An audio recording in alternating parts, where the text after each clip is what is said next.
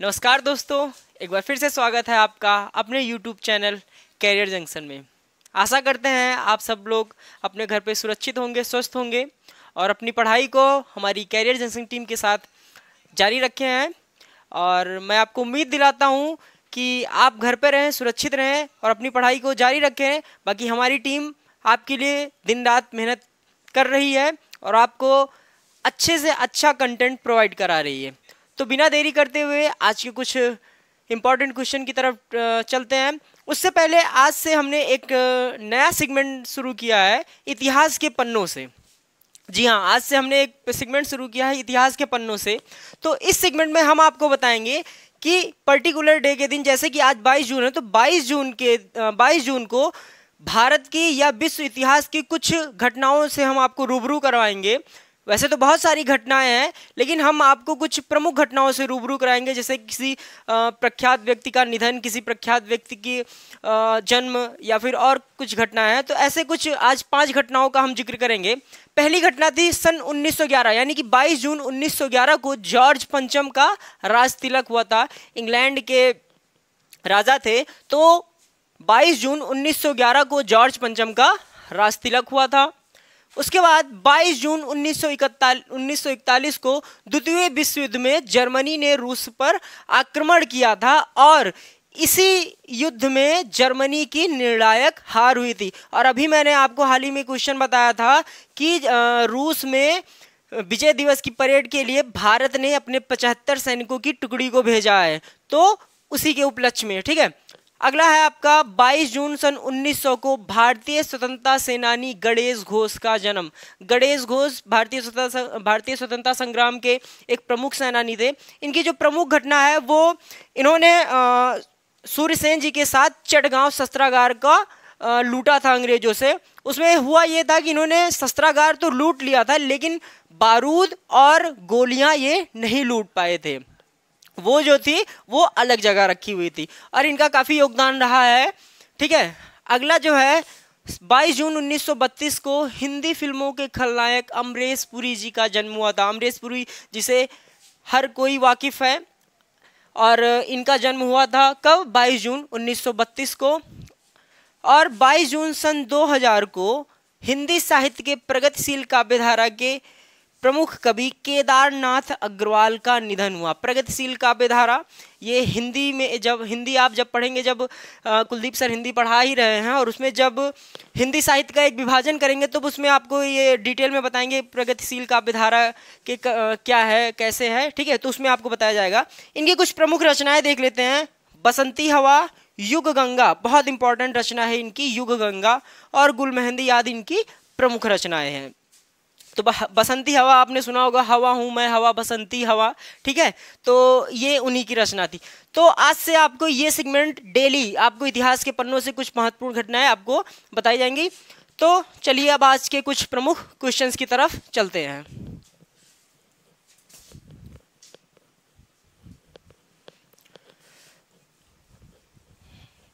चलिए अगला क्वेश्चन देखते हैं।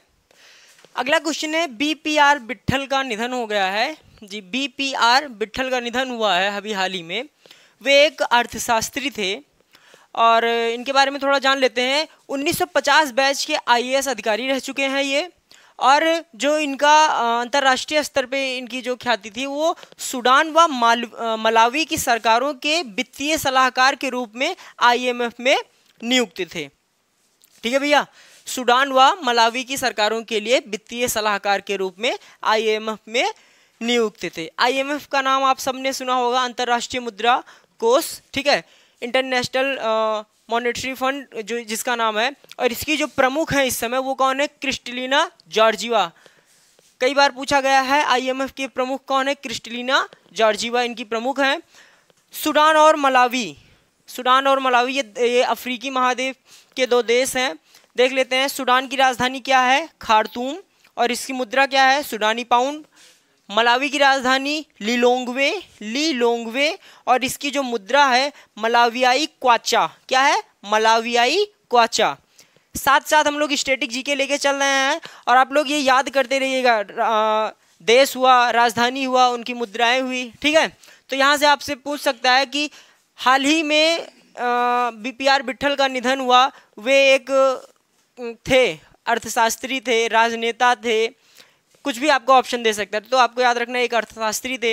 या पूछ सकता है कि हाल ही में बीपीआर बिट्ठल जी का निधन हुआ है, वे किन देशों के वित्तीय सलाहकार के रूप में आईएफ में नियुक्त थे। तो आपको बताना है क्या, सूडान व मलावी। चलिए अगले क्वेश्चन की तरफ चलते हैं। अगला क्वेश्चन है भैया 21 जून, इस दिन कई सारे दिवस मनाए जाते हैं। तो विश्व योगा दिवस आप सबको पता है, विश्व योग दिवस, उसके बारे में भी हम बात करेंगे आगे। तो इस दिन विश्व हाइड्रोग्राफी दिवस भी मनाया जाता है, विश्व हाइड्रोग्राफी दिवस भी मनाया जाता है। और हाइड्रोग्राफी का मतलब होता है क्या, जल संरक्षण, ठीक है, जल सर्वेक्षण। क्या है, विश्व हाइड्रोग्राफी दिवस। अगला है भी आपका विश्व हाइड्रोग्राफी दिवस।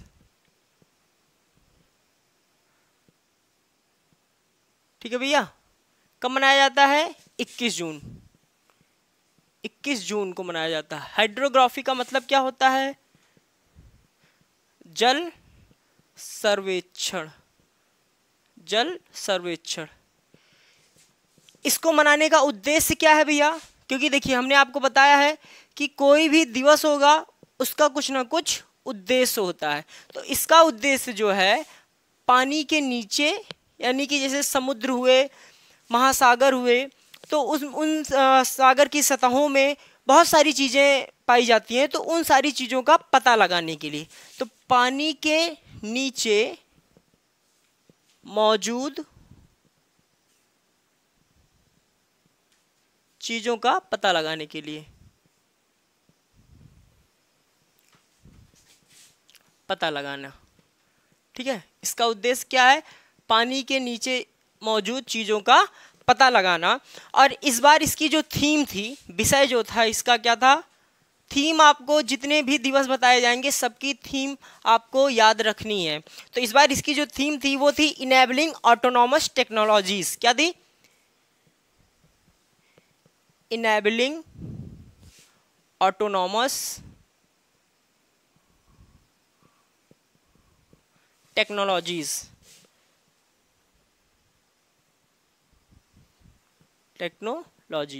ठीक है, इनेबलिंग ऑटोनॉमस टेक्नोलॉजीज इस बार इसकी थीम थी। और इसकी जो शुरुआत की गई थी, इसका जो प्रारंभ हुआ था, भैया आपका अंतर्राष्ट्रीय जल सर्वेक्षण संगठन द्वारा, अंतर्राष्ट्रीय जल सर्वेक्षण संगठन, जल सर्वेक्षण संगठन द्वारा सन 2005 से 21 जून को मनाया जाता है। ठीक है भैया, तो क्या है, विश्व हाइड्रोग्राफी दिवस 21 जून। हाइड्रोग्राफी का मतलब क्या होता है, जल सर्वेक्षण।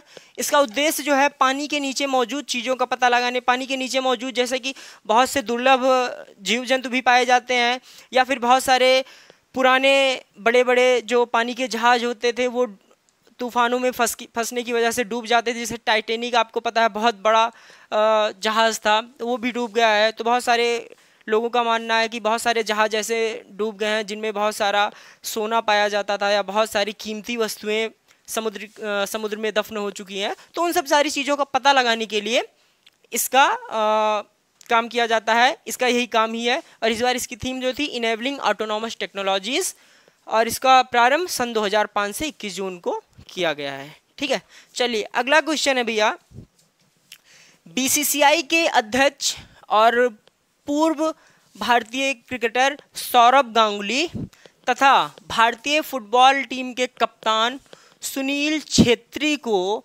ब्रांड एम्बेसडर नियुक्त किया है एक कंपनी ने। तो आपसे पूछ सकता है कि बीसीसीआई के अध्यक्ष सौरभ गांगुली तथा सुनील छेत्री को किस कंपनी ने अपना ब्रांड एम्बेसडर नियुक्त किया है।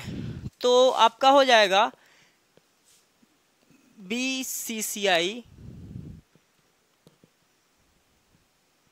बीसीसीआई के अध्यक्ष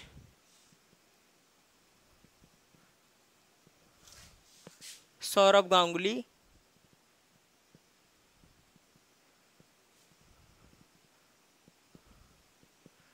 वाह, भारतीय फुटबॉल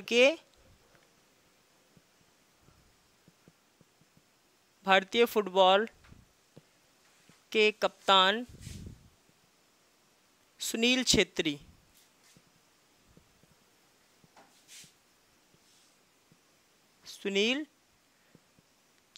को सीमेंट कंपनी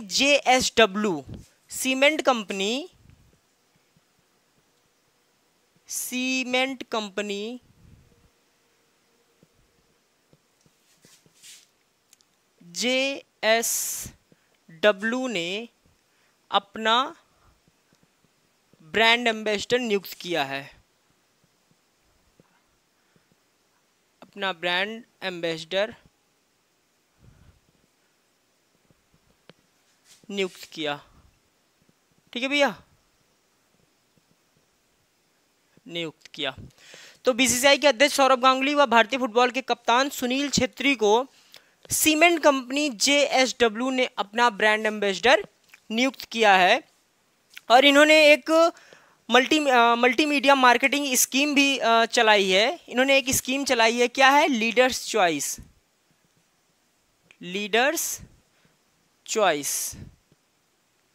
चॉइस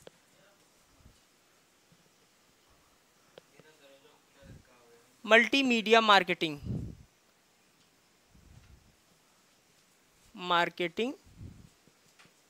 स्कीम। ठीक है, ये किसने चलाई है? JSW ने ही। ठीक है, तो ये रहा आपका क्वेश्चन। चलिए अगले क्वेश्चन की तरफ चलते हैं। अगला क्वेश्चन देखते हैं। आरबीआई के पूर्व गवर्नर उर्जित पटेल को NIPFP का चेयरमैन 4 साल के लिए नियुक्त किया गया। NIPFP क्या है? National institute of public finance and policy. National institute of public finance and policy. तो इनको इसका नया चेयरमैन नियुक्त किया गया है। और ये जो है विजय केलकर की जगह लेंगे। किसकी जगह लेंगे? विजय केलकर। मेंशन नहीं किया गया, आप लोग लिख लीजिए अगर लिखना चाहेंगे। तो ये जो है विजय केलकर की जगह लेंगे। और उर्जित पटेल जो है ये आरबीआई के गवर्नर थे। कब थे? सन 2013 में ये आरबीआई के गवर्नर थे। कब? 2013 में आरबीआई के गवर्नर थे। ठीक है भैया। तो अब इस कोविड-19 का जो समय चल रहा है, इस महामारी का जो समय चल रहा है, तो इसमें अर्थव्यवस्था चरमरा गई है एकदम से। तो अब सरकार को लग रहा है कि शायद इस समय उर्जित पटेल जो कि आरबीआई के गवर्नर रह चुके हैं, उनका कुछ अनुभव काम आ जाए। तो इस वजह से इनको 4 साल के लिए national institute of public finance and policy का चेयरमैन नियुक्त किया गया है। तो इसके बारे में थोड़ा जान लेते हैं। NIPFP का जो स्थापना हुई थी वो सन 1976 में हुई थी। और इसका जो हेडक्वार्टर है वो कहाँ है? आपका नई दिल्ली में है। इसके कार्य क्या हैं? जैसे कि हमने ये तो देख लिया, जो भी संस्थाएं होती हैं उनका एक बहुत डिटेल तो नहीं, लेकिन एक हल्का सा ब्रीफ में आपको पता होना चाहिए कि कौन सी संस्था क्या कार्य करती है। तो NIPFP का कार्य क्या है? कराधान आपने अगर सुना होगा, जैसे कि हाई स्कूल में यूपी बोर्ड में आपने पढ़ा भी रहा होगा, टैक्सेशन वगैरह। ठीक है, तो कराधान व राजस्व संबंधी कार्य यही संस्था देखती है। पंचवर्षीय योजनाएं जो हमारी तैयार की जाती हैं, आप लोग पॉलिटी में पढ़ेंगे पंचवर्षीय योजना, प्रथम पंचवर्षीय योजना, द्वितीय पंचवर्षीय योजना। तो पंचवर्षीय योजनाओं को तैयार करने में भी यह संस्था बहुत अहम योगदान निभाती है। उसके बाद जो सार्वजनिक व्यय होते हैं या राजकोषीय प्रबंधन का जो सारा लेखा जोखा यही संस्था देखती है। अब सार्वजनिक व्यय में क्या है? सार्वजनिक ऋण जो दिए जाते हैं, सरकारी अनुदान जो दिए जाते हैं, या फिर केंद्र व राज्य स्तर पर जो सार्वजनिक व्यय किए जाते हैं, इन सारे चीज़ों का लेखा जोखा कौन रखता है? NIPFP रखती है। ठीक है, राष्ट्रीय लोक वित्त एवं नीति संस्थान। ठीक है, NIPFP। तो ये था आपका आज का चौथा क्वेश्चन। चलिए अगले क्वेश्चन की तरफ चलते हैं। तो अगला क्वेश्चन फिर एक दिवस से संबंधित है, विश्व एथनिक दिवस। जी भैया, विश्व एथनिक दिवस जो मनाया जाता है वो कब मनाया जाता है? तो अगर आपसे पूछा जाता है विश्व एथनिक दिवस कब मनाया जाता है, तो आपको बताना है विश्व एथनिक दिवस 19 जून को मनाया जाता है। ठीक है, तो चलिए चलते हैं अगले क्वेश्चन पे। और इसका जो उद्देश्य है इस दिवस को मनाने का, वो ऐतिहासिक सभ्यताओं को, ऐतिहासिक विरासत, मानव जाति, कला, संस्कृति, इन सारी चीज़ों को सहेजने के लिए, लोगों को इनके प्रति जागरूक करने के लिए इस दिवस को मनाया जाता है। तो क्या है? विश्व एथनिक दिवस।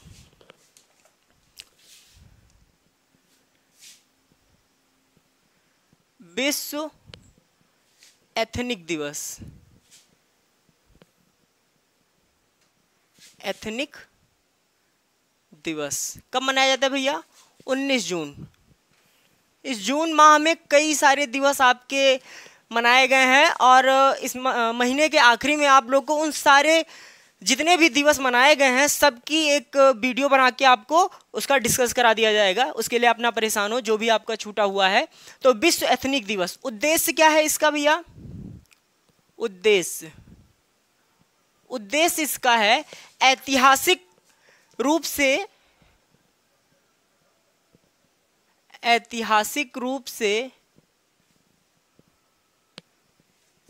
महत्वपूर्ण,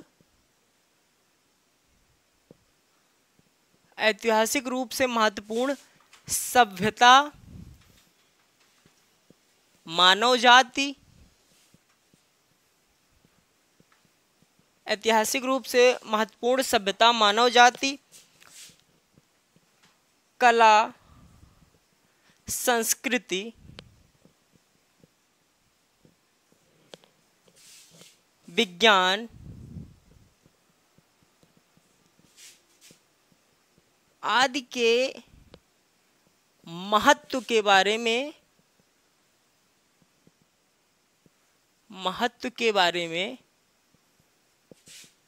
लोगों को जागरूक करना, अर्थात लोगों को जागरूक करना, जो ऐतिहासिक इमारतें हैं उनका संरक्षण कैसे किया जाए। उन लोगों को भी ये बताना चाहिए कि ये जो सभ्यता है, कोई कला है, कोई संस्कृति, बहुत सारी संस्कृतियां हैं जो अब विलुप्त हो रही हैं धीरे धीरे। तो इस दिवस का एक उद्देश्य यही है कि समग्र विश्व को जो अमूल्य धरोहर है, हमारी संस्कृति है, हमारी सभ्यता है, कुछ मानव जाति भी, कुछ जातियां भी हैं, मानव जातियां जो विलुप्त प्राय हो रही हैं, तो उन सब की देखभाल कैसे की जाए, उन सब की रक्षा कैसे की जाए। तो उन्हीं सब चीज़ों के बारे में जागरूक करने के लिए इस दिवस को मनाया जाता है। ठीक है भैया, जागरूक करने के लिए। तो विश्व एथनिक दिवस कब मनाया जाता है? 19 जून को। ऐतिहासिक रूप से महत्वपूर्ण सभ्यता, मानव जाति, कला, संस्कृति, विज्ञान आदि के महत्व के बारे में लोगों को जागरूक करना है। ठीक है, चलिए अगला क्वेश्चन देखते हैं। अभी हाल ही में किस राज्य ने ऑनलाइन शराब की होम डिलीवरी का आदेश दिया है?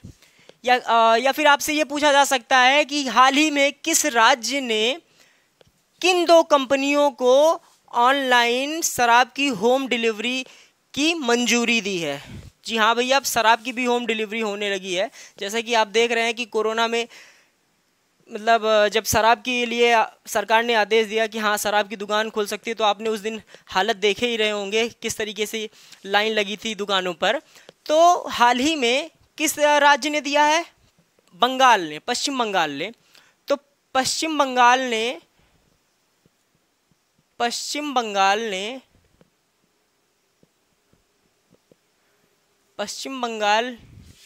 की सरकारी कंपनी बेवको,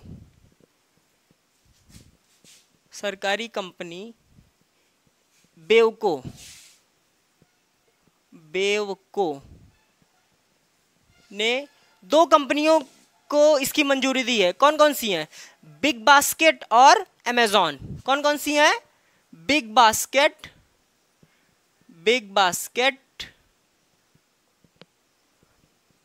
व अमेजॉन।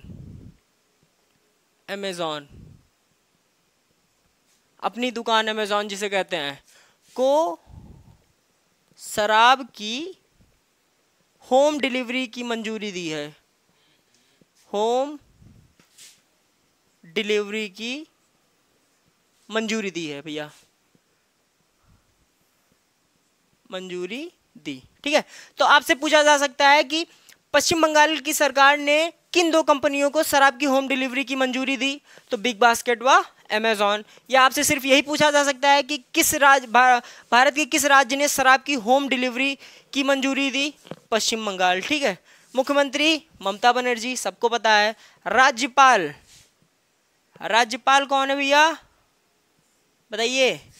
जगदीप धनखड़, जगदीप धनखड़ है, धनखड़ नहीं धनखड़ है। ठीक है, जगदीप धनखड़ इसके राज्यपाल हैं। ठीक भैया, चलिए अगले क्वेश्चन की तरफ चलते हैं।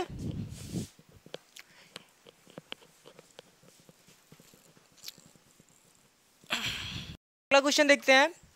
वर्ल्ड फेडरेशन ऑफ एक्सचेंज के द्वारा जारी आंकड़े के अनुसार BSc, Bombay stock exchange 1.7 trillion dollar की पूंजी के साथ विश्व की 10वीं सबसे बड़ी एक्सचेंज कंपनी बनी है। जी हाँ, Bombay stock exchange, world federation of exchange ने जो एक आंकड़ा जारी किया है पूंजी के हिसाब से, तो बीएससी 1.7 ट्रिलियन डॉलर की पूंजी के साथ विश्व की 10वीं सबसे बड़ी एक्सचेंज कंपनी बन गई है। बॉम्बे स्टॉक एक्सचेंज कंपनी यानी कि जितने भी बड़े बड़े पूंजीपति हैं, जितने भी उद्योगपति हैं, सबको, आपने शेयर मार्केट का नाम सुना है ना, तो बस वही है शेयर मार्केट। बीएससी ये शेयर मार्केट से ही संबंधित है और इसकी स्थापना जो हुई थी 9 जुलाई 1875 को हुई थी। और इसके जो एमडी और सीईओ इस समय आशीष कुमार चौहान जी हैं। इसका जो मतलब प्रमुख कार्य यह है भारत को अंतर्राष्ट्रीय बाजार में विशेष स्थान दिलाने में इसका बहुत बड़ा महत्व है, क्योंकि जो बाहरी कंपनियां आती हैं भारत में इन्वेस्टमेंट करती हैं, तो जैसे आपका रिलायंस इंडस्ट्रीज़ हैं, और वो लोग भी जो बाहरी कंपनियों के साथ करार करते हैं, तो क्या होता है ना कि आपने सुना होगा कि इस कंपनी में ये शेयर होल्डर हैं, तो वो सारा काम जो होता है वो कहाँ होता है? आपके बॉम्बे स्टॉक एक्सचेंज में ही होता है। ठीक है, तो ये रहे आज के कुछ इंपॉर्टेंट क्वेश्चन, और उम्मीद करते हैं कि आपको ये सेशन पसंद आया होगा। और अगर आपको हमारे करंट अफेयर्स की क्लासेज या और हमारी बाकी सारी क्लासेज अच्छी लग रही हैं, तो कृपया चैनल को सब्सक्राइब करें और अपनी प्रतिक्रियाएं ज़रूर दें। कमेंट करके हमें बताएं कि आपको क्या नहीं समझ में आ रहा है, या आपको अगर कुछ पर्टिकुलर कोई टॉपिक आपको नहीं समझ में आया, या कोई पर्टिकुलर टॉपिक आप पढ़ना चाहते हैं, तो आप कमेंट करके हमें ज़रूर बताएं। हम आपको कोशिश करेंगे आपको उस टॉपिक से अच्छी तरीके से आपको उस टॉपिक का जानकारी दी जाएगी। ताकि बाकी तब तक आप लोग स्वस्थ रहें, घर पर रहें, मस्त रहें और अपना और अपनों का ख्याल रखें। जय हिंद।